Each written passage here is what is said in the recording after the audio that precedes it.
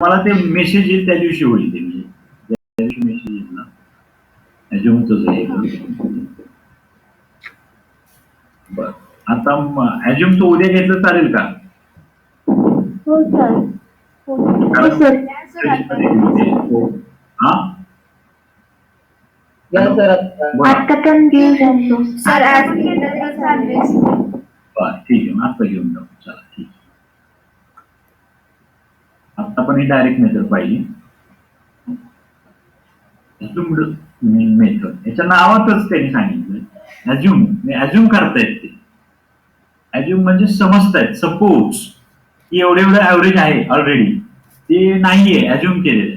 आता काय यांची अडचण काय, आता आपण लार्ज बस, आता यांची पुढचा प्रॉब्लेम काय आला, समटाईम द प्रोडक्ट XIFI म्हणजे कोणता, फ्रिक्वेन्सी आणि हाचा फ्रिक्वेन्सी इंटू क्लास मार्क, हा जो आहे ना 1 2 6 5 काय होतो बऱ्याच वेळा is large, hence it becomes difficult to calculate mean by direct method. So another method, assumed mean method is used. आता या ठिकाणी समजा पूर्ण क्लासच्या ऐवजी ह्याच्या पूर्ण शाळेचाच मला हे करायचं होतं, ऍव्हरेज काढायचा होता. ऍव्हरेज तोच राहणार आहे 100च्या, पण झालं काय, मार्क जे आहेत ते राहतील 50 to 100 35, पण नंबर ऑफ स्टुडंट्स आहेत ते प्रचंड प्रमाणात वाढतील. 5 to 10 स्टँडर्ड 1000 1200 2000 3000, त्यामुळे त्याचा प्रोडक्ट जास्त येईल. तर त्यावेळी मला काय होतं, हा लार्ज येण्यामुळे दुसरी एक मेथड मी हे करतोय, यूज करतोय की ॲज्युम का, तर त्याचा प्रोडक्ट लार्ज आहे. डायरेक्ट मेथड का वापरली आपण, फ्रिक्वेन्सी समेशन भरपूर व्हायला लागले, नंबर ऑफ भरपूर यायला लागले, म्हणून सेम प्रोडक्ट जास्त यायला लागला, म्हणून ॲज्युम मेन मेथडकडे आपण जातो. आता example, find mean of scores 40 42 43 45 47 आणि 48. आता हे एक्झाम्पल समजण्यासाठी दिलेलं आहे. याचं आपण हे काढू शकतो का नेहमीच्या पद्धतीनं, डायरेक्ट पण नको, आपल्या average summation of all the number काढू शकतो. हे फक्त काय करणार, plus 43 plus 45 plus 47 plus 40 divided by 3 3 6 divided by 6.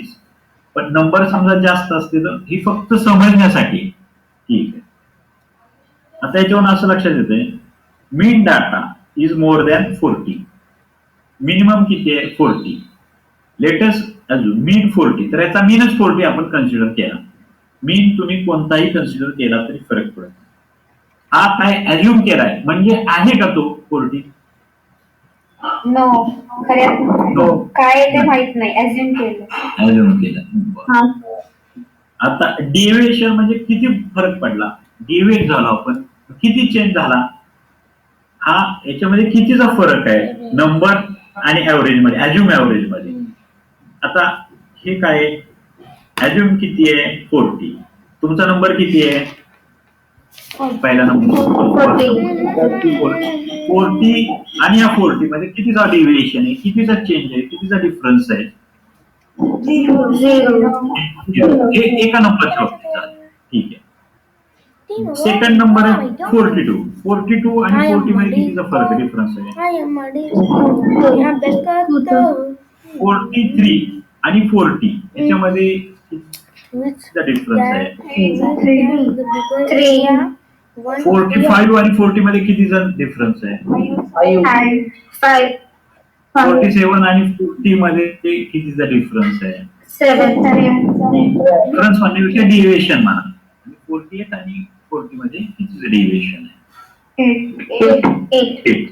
आता हे मला कोणी सांगेल का, हे 40 का नाही करतोय, 46? सर आपण मेन ऑफ डेटा 40 हा कन्सिडर केलाय. तर आपण मेन ऑफ डेटा हा 40 सपोज केलाय.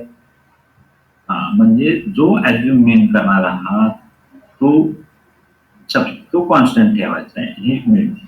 आता याचा आपण परत काय करणार, मीन ऑफ डेव्हिएशन काढणार.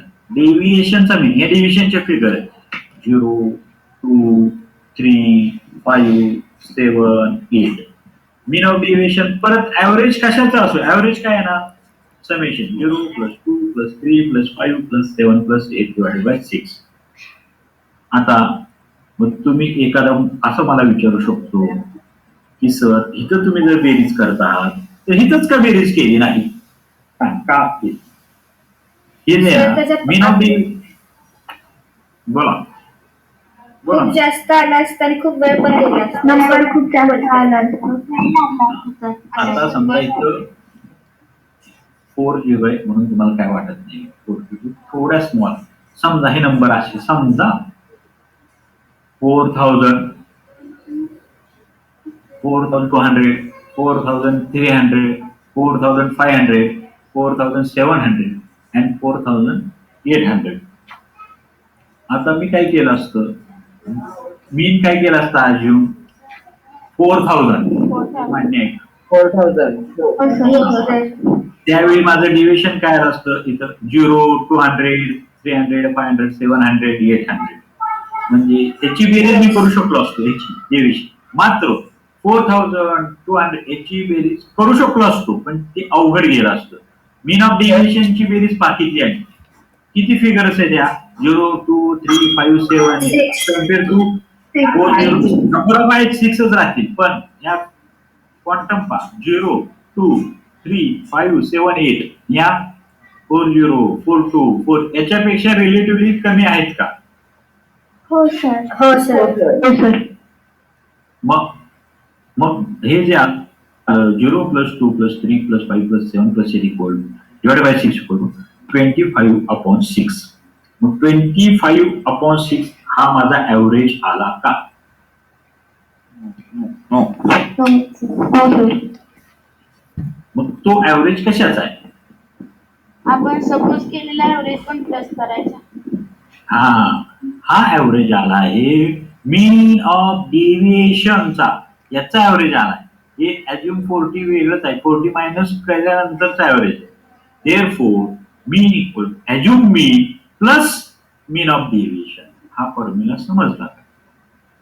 हो सर. आता समजा थोडा वेळ असं समजा 25 हा बोला 25 च्या ऍझ्युम करताना एक्झाम्पल सर्वात लहान संख्या घ्यायची. नाही कोणतीही घ्या फक्त काय होईल जर तुम्ही मोठी घेतली तर इथं मायनस मायनस मायनस फिगर येते. इथं समजा मी 48 घेतलं तर 48 सॉरी 40 - 48 42 - 48 तर इथं पण फॉर्म्युलात मायनस येणार मात्र अँसर सेम येणार.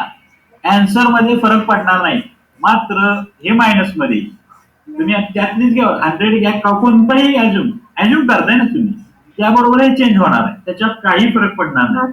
40 का घेतलं तर कॅल्क्युलेशन सोपं होतंय ते. आलं का लक्षात? सर यात डाऊट होता. हो sir. Okay. Therefore mean of deviation हा समजा 25 च्या ऐवजी 24 आहे समजा म्हणजे 24/6 4 आहे. तर हे लक्षात घ्या याचा 4 येईल काय ऍव्हरेज 40 to 48 चा नो सर. मिनिमम 40 मॅक्झिमम म्हणजे यात ऍड करायचं राहिलंय आपलं काहीतरी काय राहिलंय अज्युम मीन 40 प्लस आणि हा फ्रॅक्शन मध्ये 4 होल नंबर आणि 1/6 फ्रॅक्शन. therefore 44 होल नंबर आणि 1/6. आता हे एक्स बार म्हणजे मीन अज्युम मीन डेव्हिएशन ते दिलेलं आहे मीन ऑफ द डेव्हिएशन. आता ह्याच्यात कोणाला काही शंका आहे का?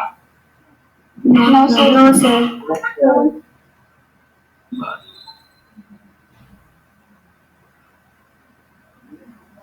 तर ह्याच्यामध्ये सगळ्यात महत्वाचा घटक आहे की मीन ऑफ डेव्हिएशन. हा डेव्हिएशन कसा जो काढताय ना तो सगळ्यात महत्वाचा फॅक्टर आहे.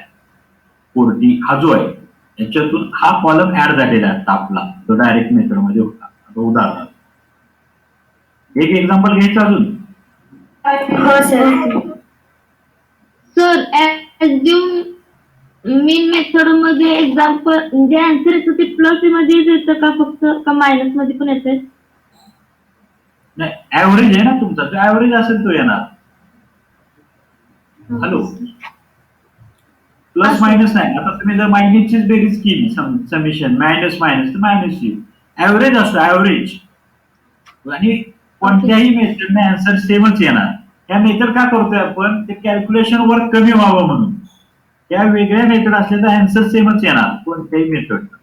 हा सर ओके समजलं. The daily sale of 100 vegetable vendors is given in the following table. Find the mean of the sale by assuming the mean method. हा टेबल त्यांनी देणार डेली सेल रुपीज मध्ये नंबर ऑफ वेंडर्स विक्रेते 15, 20, 35, 30 आणि किती रुपयाचा. आता तो रुपये काही असू द्या. पहिलं क्लास मार्क हे 4 कॉलम लिहायचे. फ्रिक्वेन्सी आणि फ्रिक्वेन्सी इंटू क्लास मार्क होता आपला. बरोबर आहे का Yes, बरोबर. sir. हो सर. नाव आता म्हटलं ही मेथड आहे ॲज्युमिंग. ड्रॉ टेबल 5 कॉलम म्हणतो आपण. किती 5 Five. कॉलम. मग हा एक कॉलम वाढलेला आहे. कोणता वाढला. Deviationचा. हा जो ॲज्युमिंग आहे class mark of higher frequency हा वाढलेला आहे. हा जो कॉलम आहे तो वाढलेला आहे. ठीक आहे. नंतर write classes in the first column. Class लिहिलं. Class mark second column. Class mark म्हणजे काय.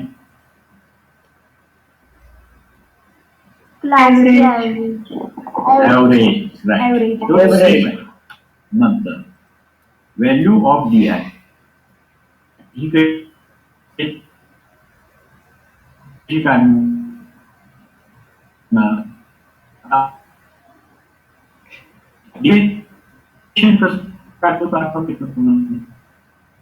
Yes.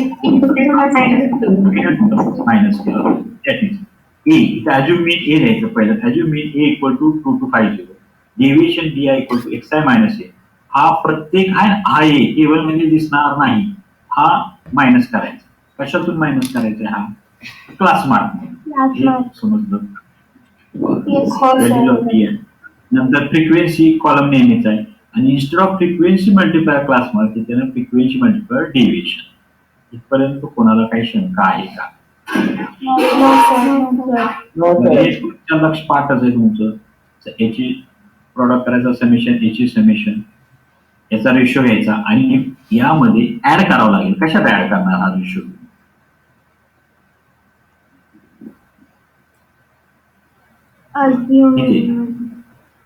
इथे काही ऍड केलं होतं का 40 वगैरे काही का. ॲज्युम मीन हो सर. मी नाव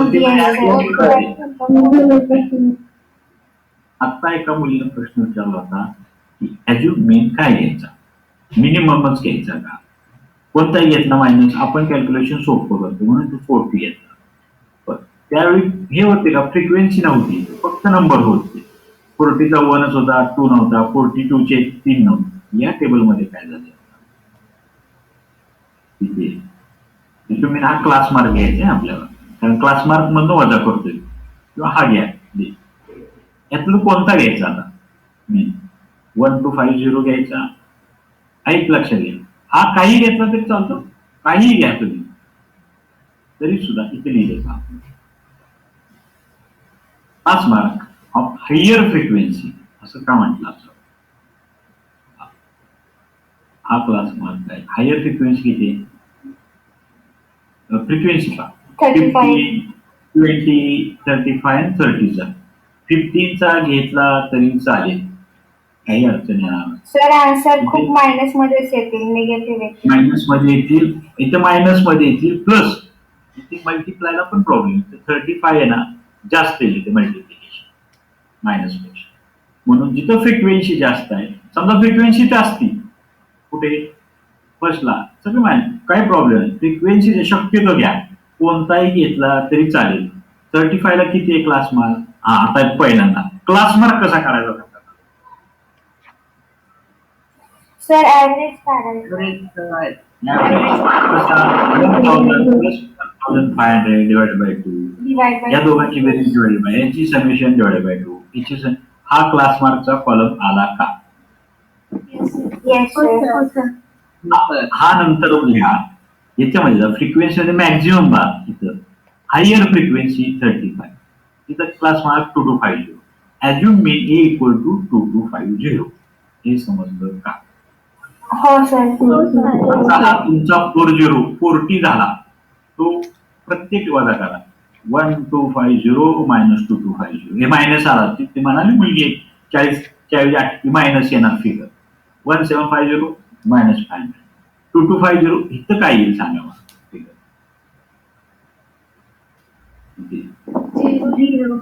झिरो आणि तोच सिलेक्ट केला आणि 500. मात्र इथं 35 जो आहे ना, 35 मॅक्झिमम, तो काहीच इफेक्ट होणार नाही, तो झिरोच राहील. हे समजलं का? हो सर. ओके. नाव आता याचं मल्टिप्लिकेशन करणार तुम्ही. मायनसला मायनस, प्लसला प्लस द्यायचं, त्याच्यामध्ये काही नाही. तिची समेशन करणार. ही किती आली? -10,000 आहे, ही 100 आहे. आता याच्यात कोणाला काही शंका आहे का? हो सर. आता या दोघांचा रेशो घेतला -10 डिवाइडेड बाय 100, ते answer will be D bar -100 R. मग आता मला एक सांगा, हे ₹30 मग एवढा सेल होत असताना आन्सर -100 कसं काय आलं? काय राहिलंय का? हो सर. मीन ऍड करायचं. म्हणजे हे जे आन्सर आले ना, ते आपलं हे जो होतं ना, हा 25/6 चे आन्सर आलं. कशाचं? मीन ऑफ डेव्हिएशन फक्त आला. तो उलट मायनस मध्ये गेला. तो प्लस येऊ शकतो, मायनस येऊ शकतो. मात्र एवढा सेल होत असताना, एवढे पैसे असताना मायनस कसे येतील? म्हणजेच काय लिहावं लागेल फॉर्म्युल्यामध्ये? मीन इक्वल ए म्हणजे काय? अज्युम मीन. तो ऍड केला तर 2250 मायनस 100 आन्सर विल बी 2150. हे समजलं का? हो सर. आता इथं जर काढलं डेली सेल, तर ते आन्सर बरोबर असू शकतं का? 2150 काय आहे? हो सर. कशाच्या आधारावर म्हणतात ते बघू का? सर 1000च्या वर आणि 3000च्या खाली झाले. हा, त्याच्यामध्ये ऍव्हरेज आहे. बरं, आता हे एकदा घरी गेल्यानंतर परत एकदा थोडं गोंधळ होईल. दोन डायरेक्ट डी आहे, फ्रिक्वेन्सी, क्लास मार्क, ऍव्हरेज. हे याच्यात कुणाला काही शंका आहे का? No sir. बरं. तरी परत एकदा उद्या एकदा अभ्यास करून या. आपण राहिलेला पार्ट उद्या पाहू. ठीक आहे? हो सर. ओके.